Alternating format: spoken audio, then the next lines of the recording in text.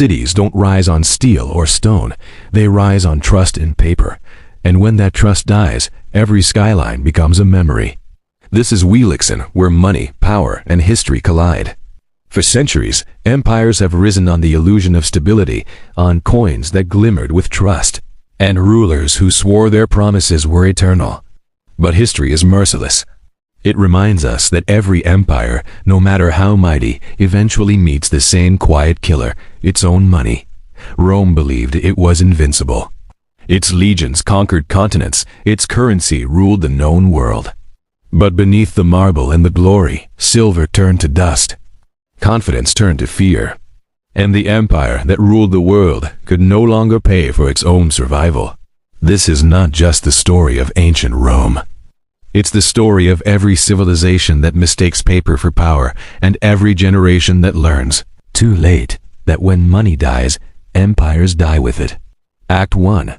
The birth of trust. Every civilization builds its empire on belief. Belief that its gods are just, its rulers wise, and above all, that its money will hold value tomorrow. Rome was no different. Its empire was forged not only by legions and roads, but by trust stamped into silver. When the first denarius was minted around 201 BC, it was nearly pure metal, shining, weighty, and real. A Roman soldier could feel its worth in his hand. A merchant in Alexandria or Antioch would accept it without question. The denarius wasn't just a coin. It was a promise that Rome kept its word. Money in that world was faith made tangible. If the coin stayed honest, the empire stayed whole. As long as people believed in the coin, they believed in Rome itself. For 2 centuries, that faith held. The empire grew across continents, spanning deserts, forests, and seas. Taxes flowed in, legions marched out, and trade routes pulsed with silver coins carrying the emperor's face. Each denarius was a silent ambassador proclaiming, "Rome endures." But nothing in history remains pure for long. Wealth brings temptation. Power breeds appetite. Running an empire was costly. Legions demanded pay, monuments demanded marble, and the ruling class demanded spectacle.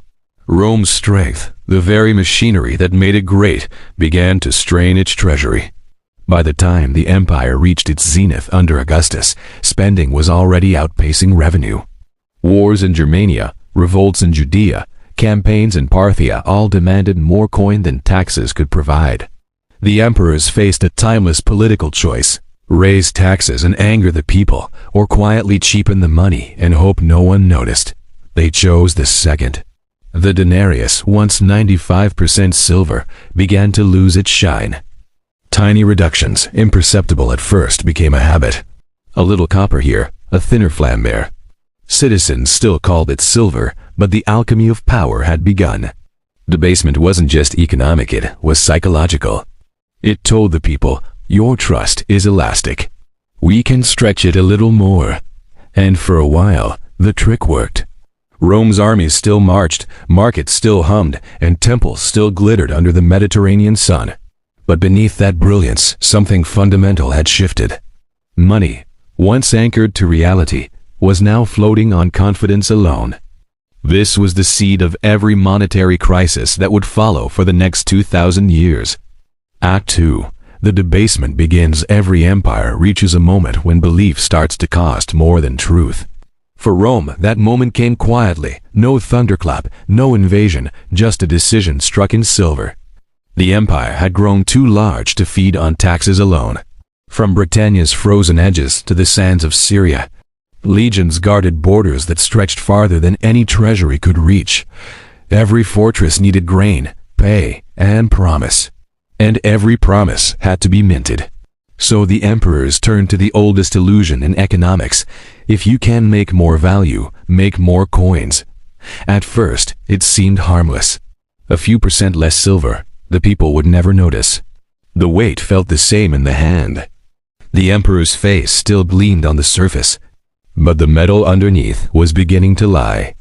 The practice spread like rot through marble. Augustus's careful balance became Tiberius's convenience, Nero's indulgence, and Caracalla's necessity. Each ruler inherited a weaker coin and passed along a stronger excuse.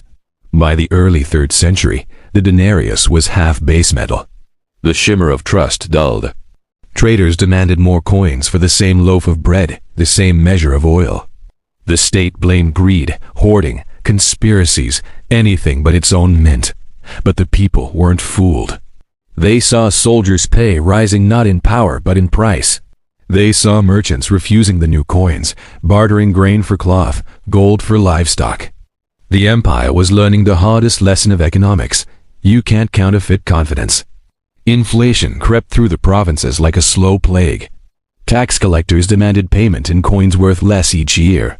Farmers fled their lands rather than feed a system that devoured them. The government responded with decrees, punishments, new taxes, yet the treasury still bled.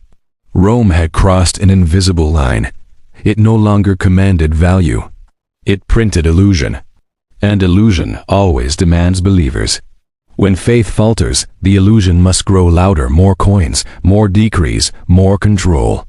By the reign of Gallienus, the denarius contained less than 5% silver bronze, coated with a whisper of purity. A once mighty currency had become theater, shiny on the stage, hollow behind the curtain. The Roman people began to live two lives, one in the empire's official fiction, and another in the gray world of barter and survival. A market for real silver, real gold, and real goods flourished underground, where government promises held no weight. Every act of debasement widened the crack between ruler and ruled. The coin was supposed to be the empire's heartbeat. Now it was its cough. The crisis was not yet visible to the generals or senators drunk on victory parades.